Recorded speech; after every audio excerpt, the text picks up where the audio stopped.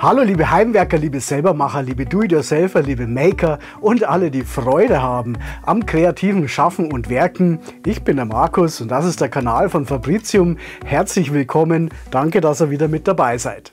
Ja, zunächst wünsche ich euch ein rundum glückliches, harmonisches, friedvolles, gesundes, inspirierendes, kreatives und im positiven Sinne spannendes neues Jahr. Ich hoffe, ihr seid gut rübergerutscht. Apropos spannend, das bringt uns gleich zum Thema des heutigen Videos. Es geht nämlich um ein spannendes Werkzeug. Und zwar hat die Firma Ulmia ist ein traditionsreicher deutscher Hersteller von sehr guten Schreinerwerkzeugen. Diese Firma Ulmia hatte einen Spannstock, einen Hilfsspannstock mit der Bezeichnung 1812 im Programm. Leider eben hatte im Programm, man findet ihn nur noch auf dem Gebrauchtmarkt und da auch relativ selten und wenn dann zu recht horrenden Preisen. Auf der anderen Seite ist es schon so ein möchte ich haben Werkzeug, Grund genug also, dass wir uns der Sache mal widmen und angelehnt an den Ulmia 1812 einen Hilfsspannstock heute zusammenbauen. Wenn ihr so wollt, eine Hommage an den 1812. Dann rede ich gar nicht mehr lange rum. Los geht's, viel Freude beim Video.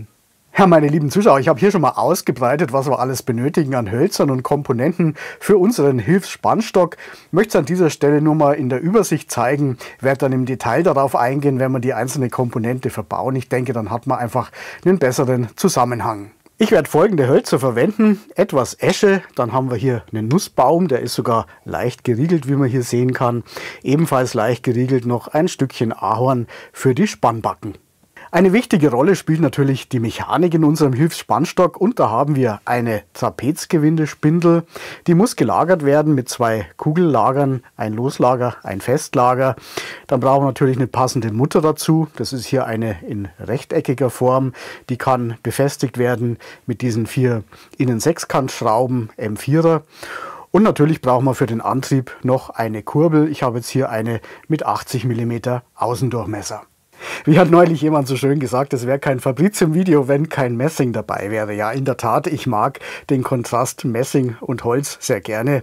Insofern haben wir auch hier wieder ein bisschen was dabei. Zum einen ein Messingrohr, Außendurchmesser 10, Messing-Rundmaterial 3 mm, Messing-Flachmaterial 15 mm, Messing-Flachmaterial 10 mm mal 25 und noch ein bisschen Messingblech 3 mm Stärke für eine Abdeckung. Und dazu gesellen sich noch ein paar Kleinteile, und zwar M4er Messing Spreizdübel, M4er Messing Gewindehülsen, 5 mm Passstifte, einmal 3,0, einmal 2,5er Schrauben, 16 mm lang jeweils, ebenfalls Messing natürlich, und ein Stückchen von einer M4er Gewindestange. Ja, damit haben wir einen ganz guten Überblick über die Komponenten, die wir brauchen für unseren Hilfsspannstock. Und wir können uns zunächst um seinen Kasten oder sein Gehäuse kümmern und als erstes mal die Hölzer zurecht hobeln und zurechtsägen.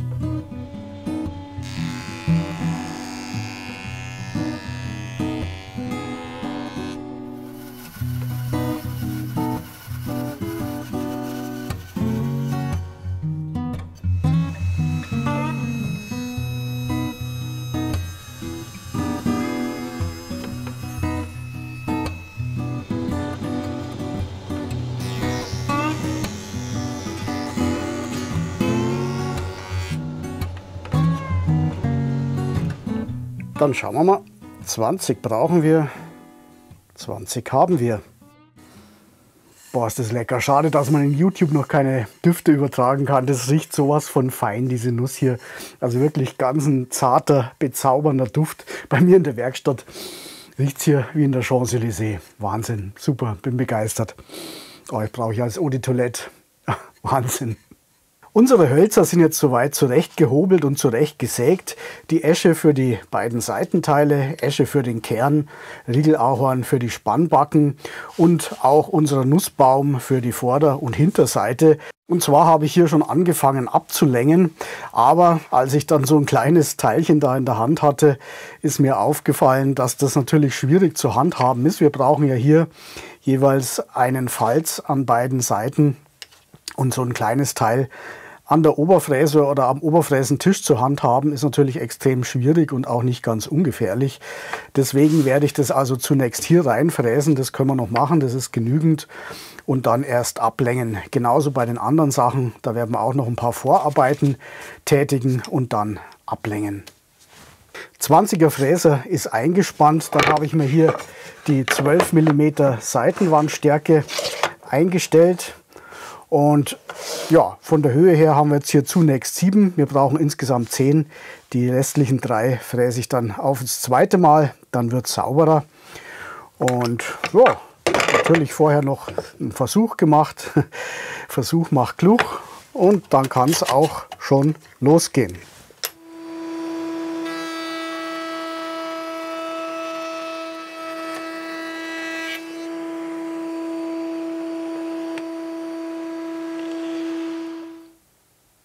Und wo ist er?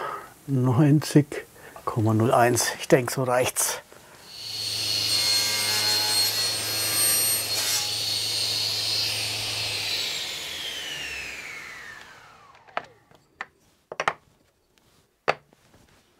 In unserem Kasten brauchen wir hier unten so eine Aussparung, in die wir eine Schraubzwinge einschieben können, um den Hilfsspannstock zum Beispiel an einer Werkbank zu befestigen.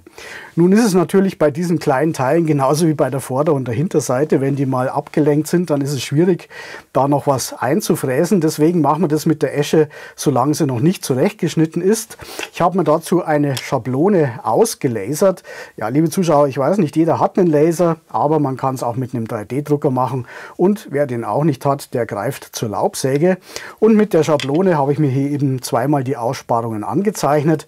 Da nehmen wir dann hoppala, mit dem Forstnerbohrer zunächst mal Material raus und der Stichsäge und können es dann mit einem Bündigfräser mit Anlaufkugellager schön präzise sauber fräsen. Und das machen wir jetzt.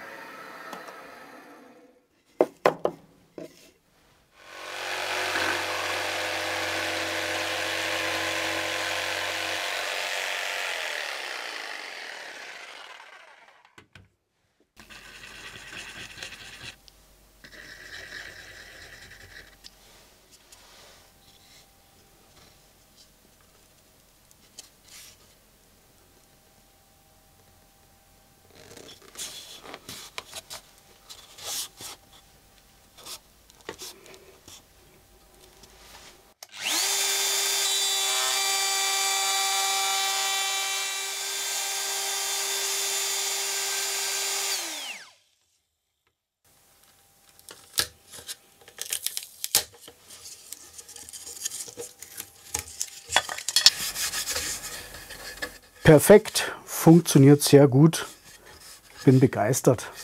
Bei unserem hinteren Teil müssen wir die Falztiefe auf 5 mm reduzieren. Warum? Nun ganz einfach, damit wir mit dieser Trapezgewindemutter etwas weiter nach hinten kommen. Wir hatten den Falz ja ursprünglich auf 10 mm gefräst. Wir brauchen jetzt nur noch 5 hier hinten. Das heißt, wir müssen das Ganze verschlanken auf 15 mm. Ich habe das Stück schon mal eingespannt hier in meine quasi Hobelfräsvorrichtung. Und das werden wir jetzt eben unter Zuhilfenahme der Oberfräse hier um 5 mm abfräsen, abhobeln.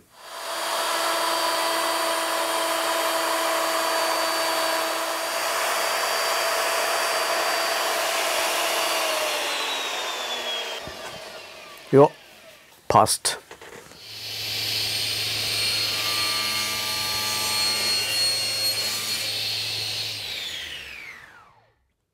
Soweit haben wir unsere Kastenteile fast fertig und ein erster Check mit der Gewindespindel zeigt auch an, dass wir jetzt hier nicht komplett falsch liegen. Wenn man das hier einigermaßen bündig macht, haben wir hier noch Platz für ein Lager auf jeden Fall und für die Abdeckscheibe. Was wir als nächstes noch machen müssen, ist diesen Kern einpassen. Von der Dicke her passt er schon, aber von der Länge müssen wir noch zurechtschneiden. Das wird ein bisschen friemelig, aber das kriegen wir schon hin. Zum Anreißen fixieren wir ein Seitenteil auf dem Kern und zwar so, dass die Rundung innen schön übereinander liegt. Das kann man ja gut erfüllen, wann es passt. Und ich denke, bei mir ist es schon recht ordentlich so. Jawohl, so kann man es lassen. Festzwingen. Dann drehen wir das Ganze, um es einfacher zu machen, um 90 Grad um. Dann legen wir unser Seitenteil an und mit einem kleinen Winkel und einem wirklich super spitzen Bleistift können wir dann genau anzeichnen, wo der Schnitt zu erfolgen hat. Nämlich hier. Und analog gehen wir an der Hinterseite vor. Hier ist es natürlich wichtig, dass wir das schmale Teil nehmen. Also das, was wir verjüngt haben, das ist ja ein bisschen dicker. Sonst würden wir zu viel wegsägen. Wieder schön anlegen, Winkel anlegen und mit einem scharfen Bleistift, Spitzenbleistift vielmehr, das Ganze anzeichnen.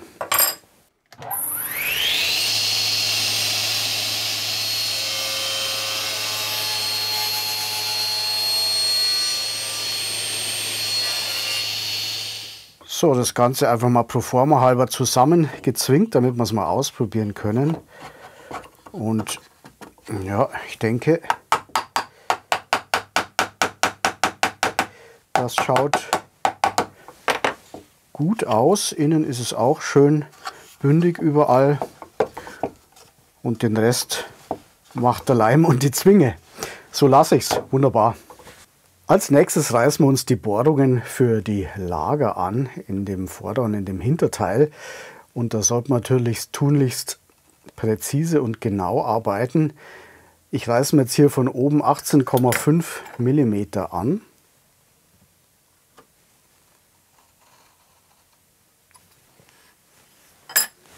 Dann fangen wir an und bohren als erstes auf dem Hinterteil die Bohrung für unser 22 mm Loslager und da können wir einfach komplett durchbohren.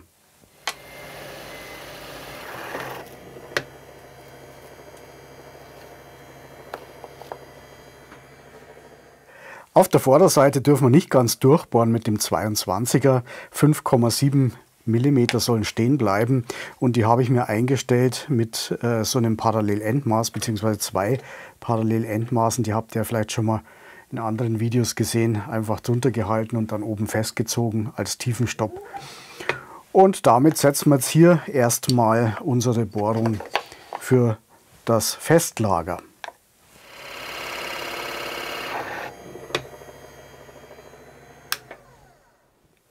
Darüber kommt eine 30 mm Bohrung, 3 mm tief für unsere Lagerabdeckung.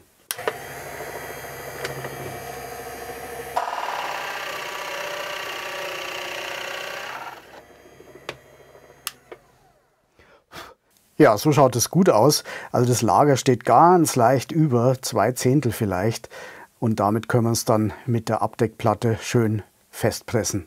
Wunderbar. Ja, und zum Schluss bohren wir noch mit einem 15er Forstnerbohrer ganz durch. Wir müssen ja mit unserer Welle durchkommen durch das Ganze.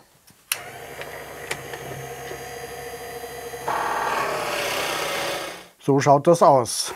Weiter geht's mit den Spannbacken und zwar zunächst mit den Holzteilen. Einmal die Variable, das ist ja die verstellbare und die fixe hinten. In der Variablen brauchen wir Bohrungen für 2 Gewindehülsen und 2 Spreizdübel. In der fixen haben wir nur Bohrungen für 2 Gewindehülsen. Ich habe die jetzt auch schon mal hinten angezeichnet.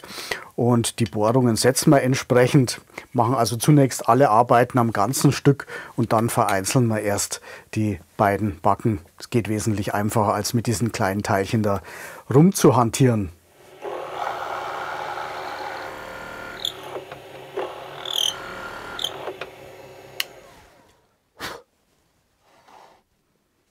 Ja, liebe Zuschauer, die Löcher sind gebohrt, sogar mehr als notwendig, einmal verbohrt. Bohren mit Anschlag lohnt sich eben doch. Und jetzt brauchen wir natürlich noch diese Schräge hier. Und wie bringen wir die dran? Nun, wer gut im Handhobeln ist, kann es natürlich damit machen. Ich habe jetzt hier so eine Lade gebaut für den dicken Hobel. Habe ich mir abgeschaut vom Maschinenhandel Meier. Vielen Dank dafür. Also im Prinzip 2 Leisten, die den entsprechenden Winkel machen. Und damit können wir das Ganze dann hier durch die Hobelmaschine schieben, durch den dicken Hobel und bekommen dann hoffentlich hier schön unsere Schräge. Habe ich selber noch nicht ausprobiert, ist Premiere. Schauen wir mal, ob es funktioniert.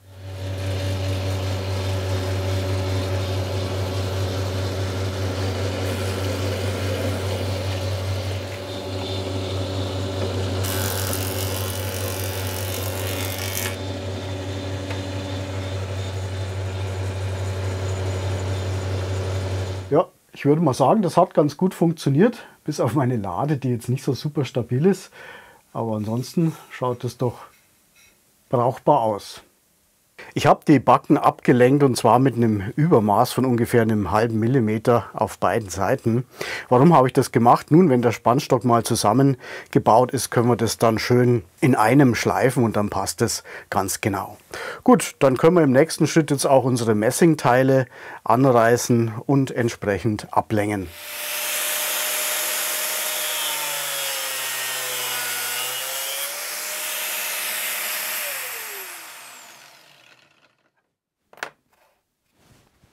In unsere Messingbacken sollen Passstifte, 5 mm Passstifte eingesetzt werden. Warum? Nun, zum einen ist es eine zusätzliche Befestigungsmaßnahme, die sollen ja auch hier ins Holz gehen. Und zum anderen sind diese Passstifte im Gegensatz zum Messing magnetisch. Das heißt, wir können dann damit auch noch zusätzliche Schutzkappen, zum Beispiel aus Kunststoff oder aus Kork, magnetisch davor setzen. Und da setzen wir uns jetzt als erstes mal die Bohrungen hier im Messing und verwenden dann die gebohrten Messingbacken quasi als Führungen, um die Bohrungen zu verlängern ins Holz.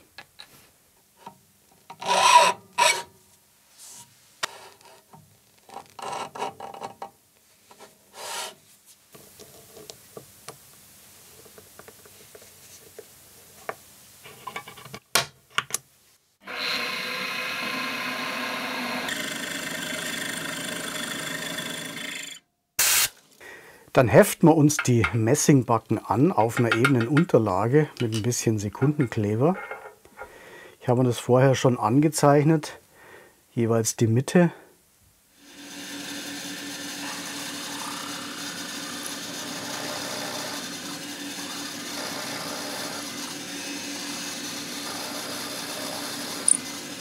Ja, diese Passstifte haben auf der einen Seite eine Phase und auf der anderen so eine Kuppe. Und diese Kuppe, die machen wir uns jetzt noch plan, damit es schöner ausschaut.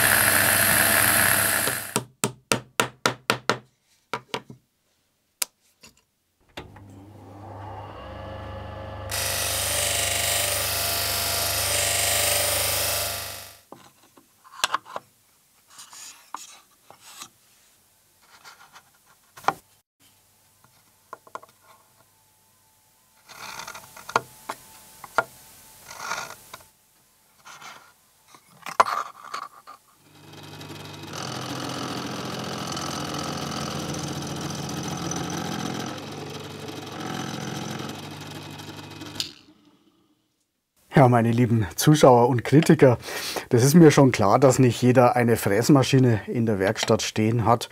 Die ist aber auch nicht unbedingt notwendig. Man kann diese kleinen Ecken auch sehr gut mit einer normalen Laubsäge und einer Feile herausarbeiten. Das geht ganz gut. Bei den 3 mm ist es noch durchaus machbar. So, ich habe jetzt hier auch schon mal die Bohrungen gesetzt und angesenkt zur Befestigung dieser Messingschienen. Hier im hinteren Bereich fehlen noch 2 Bohrungen für unsere Messing-Spreizdübel, die wir brauchen, um unsere fixe Spannbacke zu befestigen.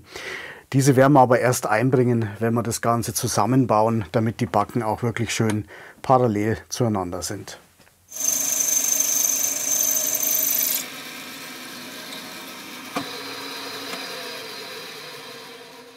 Ich habe jetzt 2 einfache Messingteile hergestellt, ein Distanzstück und eine Gegenplatte. Nun, wofür brauchen wir die?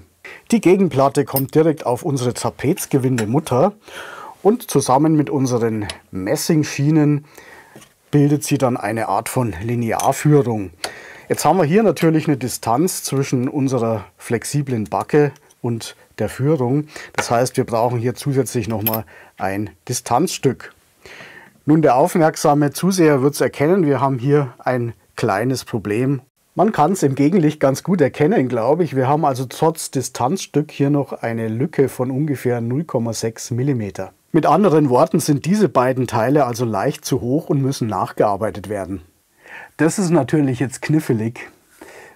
Da bin ich gespannt, ob mir das gelingt.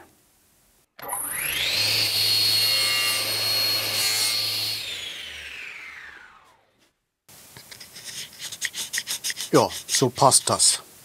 Ich habe das Ganze auf einer ebenen Fläche mal zusammengestellt und zwar so, dass die eigentliche Oberseite jetzt unten ist. Hier liegt also alles plan auf, da ist unsere Referenz, da muss alles stimmen. Und da sehen wir schon, wir haben hier ungefähr noch 3 mm Überstand. Das heißt, das müssen wir noch abnehmen. Und zwar nehme ich es hier von der Seite weg, denn hier sind wir eh schon so dünn, da möchte ich nicht noch schlanker werden. Vor dem Zusammenleimen schleifen wir jetzt noch die Innenseiten, sonst kommen wir ja nicht mehr hin.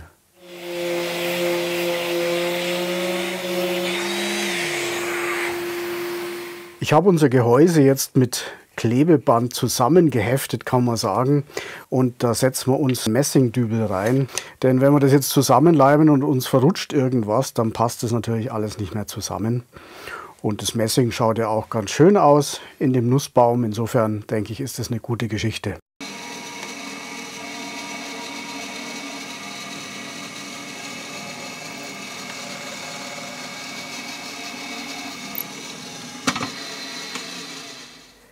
So, dann können wir das jetzt gemütlich verleimen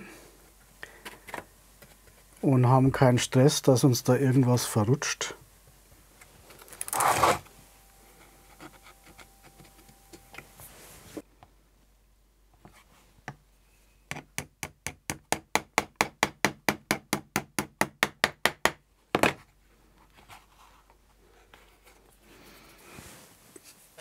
So, eine noch, dann soll es passen. Das Verleimen ist schon immer so eine Geschichte, wo man eigentlich gerne mehr Hände hätte.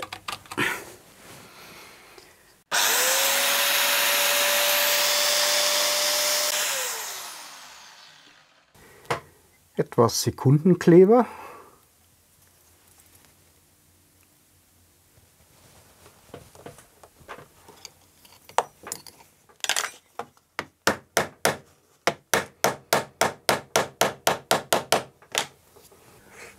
Ja, geht schön streng, würde ich sagen, aber nicht zu streng. Gut.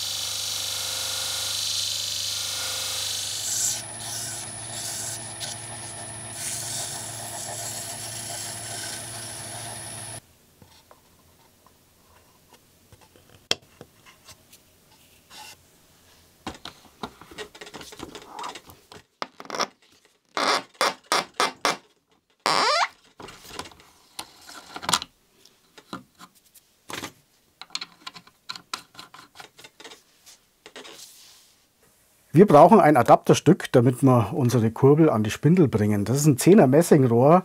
Hier haben wir jetzt ein M10er Gewinde drauf gemacht für die Hutmutter als Abdeckung. Und innen rein kommt jetzt ein Gewinde M8x1, also ein Feingewinde. Und damit docken wir uns an die Spindel an.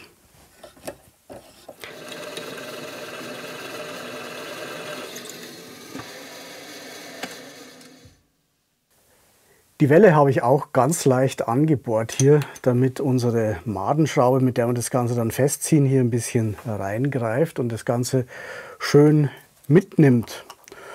Und somit können wir unsere Kurbel, da bleibst, schön an der Welle befestigen. Hoffentlich. Sollte ich vielleicht noch erwähnen, eine M5er Madenschraube ist das.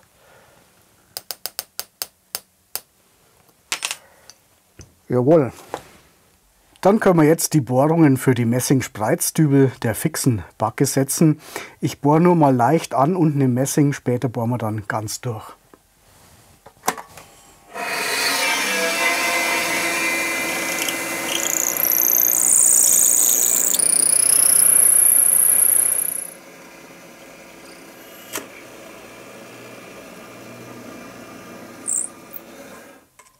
Ja, und hier kann man die Spreizdübel tatsächlich auch ein bisschen spreizen. Dann hält das Ganze ein bisschen besser.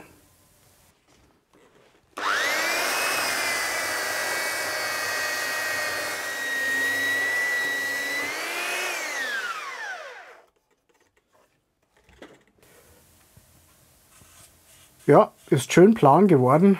Muss man halt jetzt noch ein bisschen fein schleifen.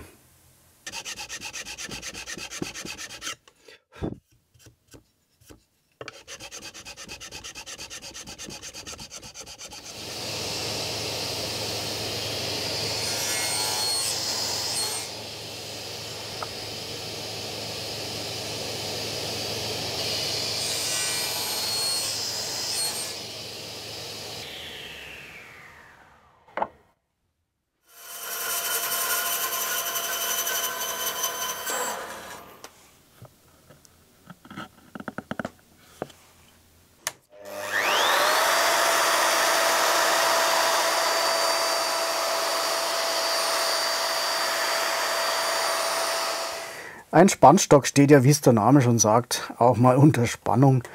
Insofern ist es mit Sicherheit kein Fehler, wenn wir uns das Gehäuse mit ein paar Federn verstärken. Ich habe jetzt hier Ebenholz gewählt. Schöner Kontrast zum Rest, finde ich.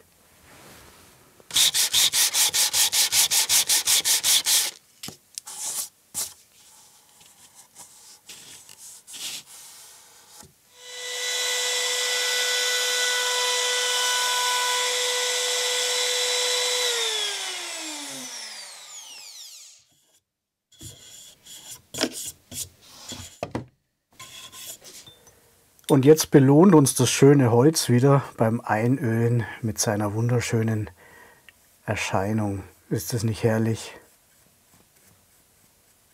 Auch die Esche kommt jetzt noch mal deutlich schöner, wenn man sie ölt. Hätte ich jetzt gar nicht damit gerechnet. Ich verwende Esche relativ selten, aber schaut doch schön aus.